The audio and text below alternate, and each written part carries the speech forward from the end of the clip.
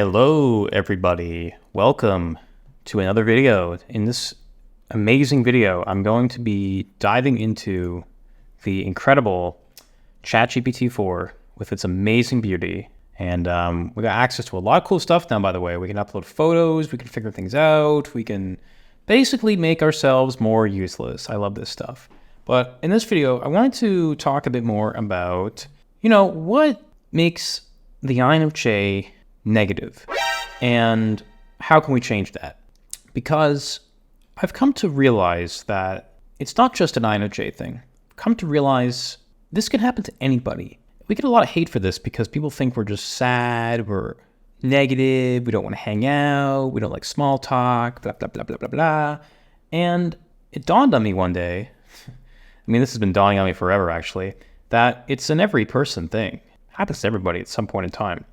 And so what better way to explore this than to talk with our best friend, ChatGPT, because we don't have best friends, right? We're all alone, we're sad, we're miserable. I'm kidding. Guys, I'm kidding.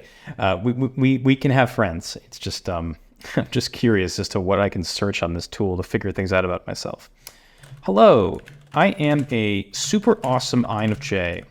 However, I can't type. However, I want to figure out why a lot of INFJs, and I'll say regardless of gender, because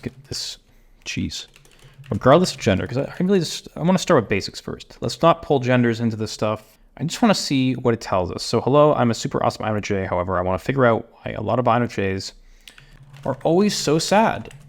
What can they do to feel better? More so, yeah, actually, let's just start there. And let's remove what can they do? Because I don't want solutions. I want to figure out what the heck is wrong with us. This is really getting out of control. Oh, it's identifying me as super awesome INFJ. Wow, should I put my new name now? Hashtag super awesome INFJ, would that work? Okay, hello super awesome INFJ. The Myers-Briggs type indicator, MBTI, is a popular personality typology that, okay, cool. That's great. We understand this already. While not all INFJs are sad. Okay, so it recognizes that not all of us are sad. And I think that's good. And I'll get into that in a second. And so an individual's experiences vary greatly. There are some reasons that may explain why INFJs, or those who identify as such, report feeling sadness or melancholy. Is that the word it's using here? Holy crap, we're becoming intelligent. Let's look at these 7 things. Number 1, depth of insight. We're known for their so we're basically known for having very deep insights. That's probably why we don't, that's probably why we love it when people come to us and ask us questions, because we feel special, because we have so much to say. So deep insights and ability to understand complex human emotions. Ooh, very cool. I find that's really true though. I always end up talking to people and I'm like, nah, I can feel what's going on in you. What's happening here? This depth of insight can lead them to be more attuned to the suffering in the world and the emotional pain of others, such as awareness can be a heavy word. Yeah, that's true. Like how many of you this past year have been feeling like goddamn crap because there's been so much chaos happening in the world? Not even today, just in general. And it's insane to me. What's insane about it is that we feel it all. We feel everything. And side note, it's not just us, it's other types too. I believe INFPs feel this. Even extroverted types can feel this stuff. It's just energy flows and we feel these things. And so our depth of insight is a great tool, right? But it's also damaging to us because we feel the emotions of others. We feel the pain from those around us. We feel the world suffering. And although there are good things too, it's just we naturally navigate towards negativity. You might not, so let me know in the comments. Number 2, high empathy. INFJs are often described as empathetic, true, and deeply compassionate, double true.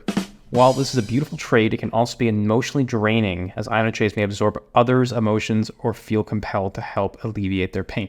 How many of you here can admit that you naturally gravitate towards those who are negative, upset, miserable, etc., more than positive people? Like you hang around with the people that are like lower or just like suffering or struggling more. Like if that's you, because I do this a lot, I've come to realize it's because we like to help people and we like to kind of give ourselves a morale boost too, because we want to feel good about ourselves.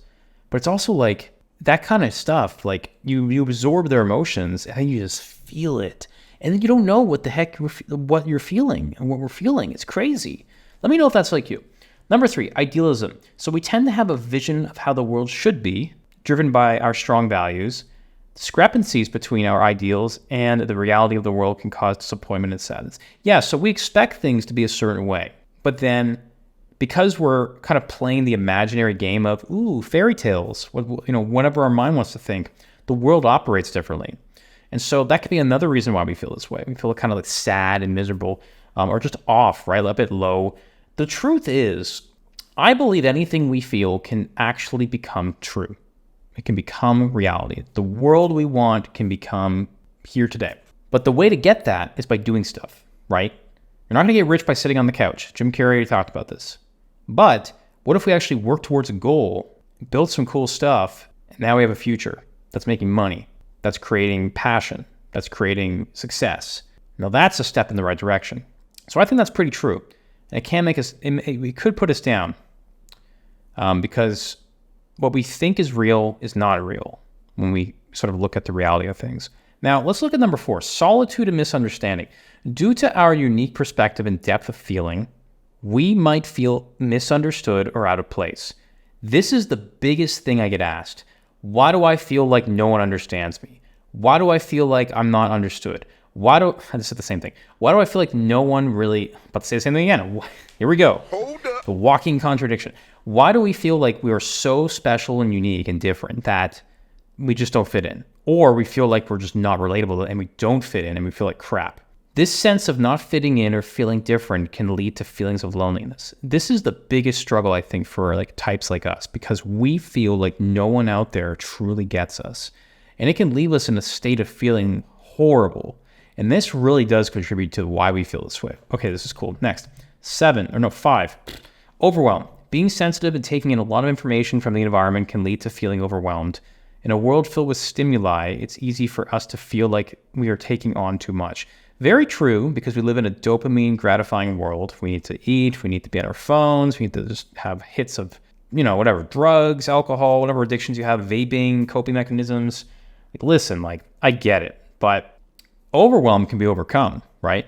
You can either overwhelm yourself or overcome things. Yeah, there you go. Cool little saying I made up. But we are sensitive to this stuff because too much information overload can create that overwhelm, and then we're stuck. So I can see why that would be suggested too. Now, the next one is really big for me, perfectionism. So many of us strive for perfection in our pursuits and can be our own harshest critics. Let me know if this is you too. This self-imposed pressure can lead to stress and disappointment if we fall short of our own expectations. My advice on this, by the way, unsolicited, of course, but if you want to hear it, is you're never going to be, or we are never going to be perfect. So it's better to have a different sort of outcome and, I guess, expectation on life, which is we want to do great things. We need to start now. We overthink if we want perfection. So stop the perfection and build habits over time to recognize these emotions and feelings and situations and just start, just do.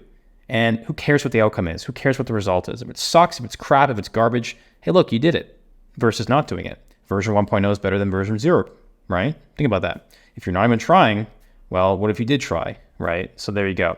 But I can see why this can make others feel like this. So I think idealism, overwhelm, and perfection are super big, and empathy.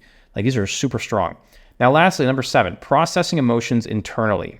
As introverts, we might not always express or communicate our emotions outwardly. So yeah, we might just let things sit and brew, suppress, repress, etc. This internal processing can sometimes lead to rumination, intensifying feelings of sadness or worry. Yeah, so we think about things, which ties into overthinking and trying to be perfect with the response and the outcome. Like, oh, I don't want to bother people. I want to put their best interest at heart first, blah, blah, blah, blah. We got to get past that.